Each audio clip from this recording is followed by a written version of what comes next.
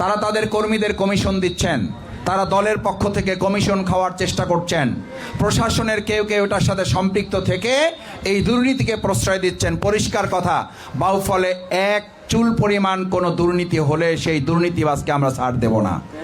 একটা কথা আমি আপনাদেরকে বলি, আমি আপনাদের খাদেম সেবক হয়েছি, কিন্তু জনপ্রতিনিধি যারা এই তৃণমূলে কাজগুলো করে তারা কিন্তু আমার ছোট ভাই, তারা কিন্তু আমার আত্মীয়, তারা কিন্তু সবাই জামাত ইসলামীর লোক না।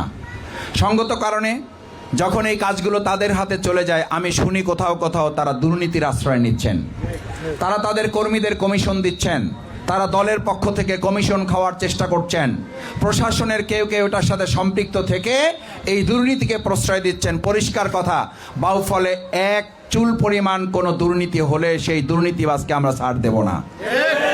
সে যে দলেরই হোক, যদি জামাতের লোক হয় আপনারা ধরবেন, বাঁধবেন, পুলিশের হাতে দিবেন, তার ব্যাপারে সুপারিশ শফিকুল ইসলাম মাসুদ করবে না।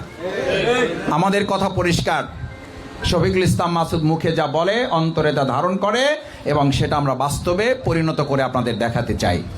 যদি না দেখাতাম 12ই ফেব্রুয়ারি নির্বাচনের পর অনেক অঘটন ঘটে যেতে পারত। আমরা কোনো অঘটন ঘটাই নাই এবং কাউকে ঘটাইতে দেইও নাই।